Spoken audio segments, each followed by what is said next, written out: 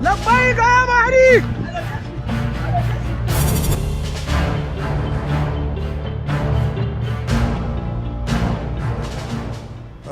At the hour of 4-5, there's lesser traffic. But to my greatest surprise, yesterday when I was leaving from work, going to that axis, the traffic was so massive per se. It was so intense in the sense that we were surprised what's happening. Going to that point, maybe close to the checking point, if you know checking point, that's after KARU bridge, a checking point there, the Shiite movement were processing per se. It's like, from information gathered, it's like their rituals, where they normally process maybe all through the year, or maybe once in a year or thereabout.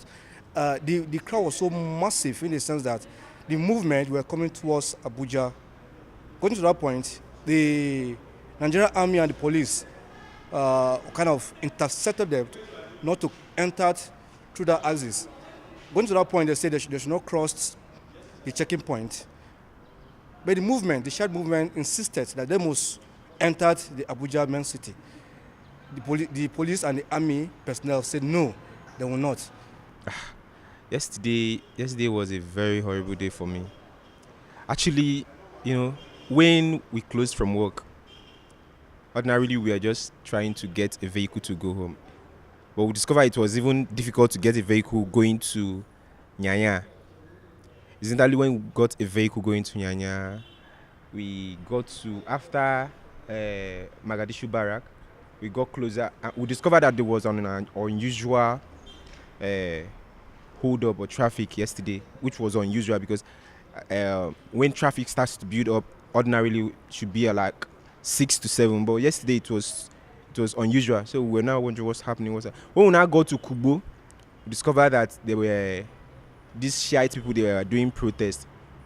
And the military, there is a military checkpoint there. So the military, we're now trying to send them back because of the huge and whatever thing they were doing.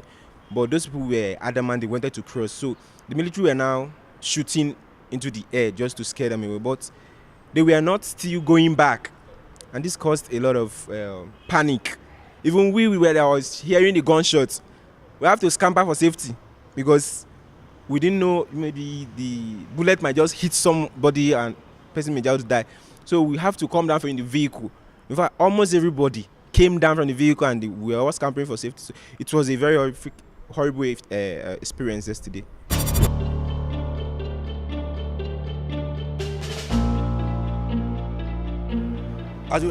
Let's say, as they were insisting to move in, they were instructed not to go to anywhere by the army. If they move, they're going to get them down by shooting them. We were so surprised. The Shiite movement insisted on moving towards the troops. That was when when I saw them, that was when the troop now spread bullets on the troop now spread bullets on the movement. In my presence, I saw about 8 of them, 9, 10 on the floor. Yet, this Shiite movement insisted that they must enter the Abuja city. It was at a point that the army discovered that, would I say they are stubborn? Stubborn is an understatement. They are so resilient in the sense that they want to enter the Abuja city. That was when the army now released a bomb, not to the crowd, not to the Shiite movement crowd. They released a bomb elsewhere.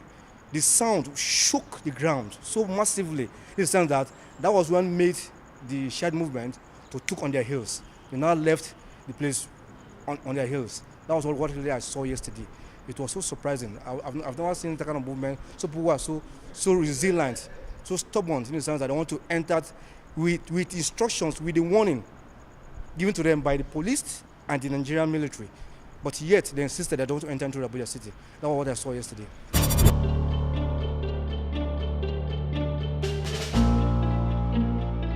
Yeah, I saw so many of them with stones, some of them with catapults. They were throwing stones on the police, throwing stones at the military, and also throwing catapult too as well. But I did not see any weapon with them. But what I saw yesterday was heavy stones, catapult, and some other hard objects that are throwing on the military. That was when I now see from that experience, and I find out that with what they are doing, some of the police and the army got injured through the stones and weapons, some of the objects are throwing at the personnel.